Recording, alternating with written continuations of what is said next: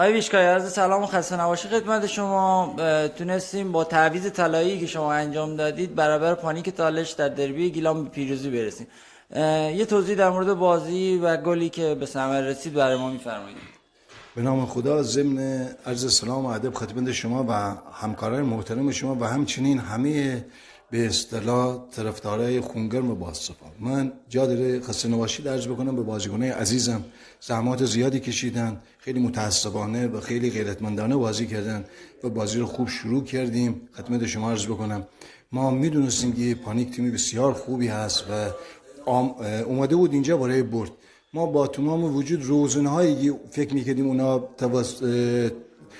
روزنهایی که ایجاد گل میکردن، ما همون روزنها رو بسیم و روی نقطه ضعف اینا هم کار کردیم. خوشبختانه با تعویضی که انجام دادیم روی یک به اصطلاح کار گروهی خوب به گل رسیدیم.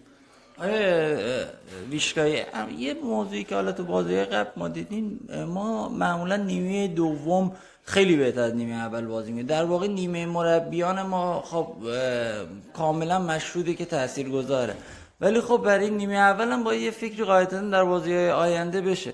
شما مطمئن باشین من و همکارای عزیزم به فکر این مسئله هستیم.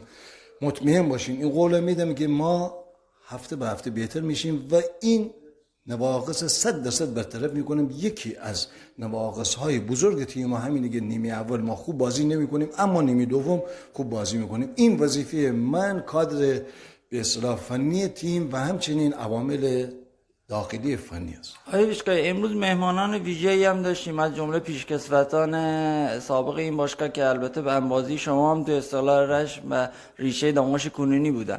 یه موضوعی که ما همیشه توی فوتبال رشت شاهدش بودیم، معمولا پیشکسوتا تا موقعی که تو تیم سمت ندارن خیلی کم میان کنار تیم سابقشون، برخلاف شهرهای دیگه.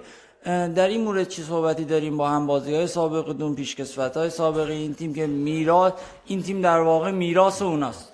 من خیلی خوشحال شدم این دوستای عزیز دیدم، واقعا رویه گرفتم، انرژی مثبت گرفتم و خیلی خوشحالم که وجود اینا در تیم به اصطلاح ما زمان مسابقه ما خیلی به اصطلاح مشهور شده. از این بابت خیلی خوشحالم که دوستان میان، واقعا به من رویه میدن، انرژی مثبت میدن. جا داره تشکر ویژه‌ای بکنم از آقای بهزاد دادستزاده، از آقای محمد مختاری، از آقای فرهاد خراسانی. همچنین یه خسته نباشیدم عرض میکنم به کادر فنی خودم که زحمات زیادی در طول هفته کشیدن. آقای فرزاد سیری، آقای احمد حقدادی، آقای سعید اسماعیل پور، همچنین مدیر فنی آقای عبدالله مرغوب. من واقعا یه تشکر جانانه دارم از این عزیزان و همچنین از شما که واقعا با تمام وجود دارین برای تیم، برای باشگاه دارین زحمت میکشین. تشکر.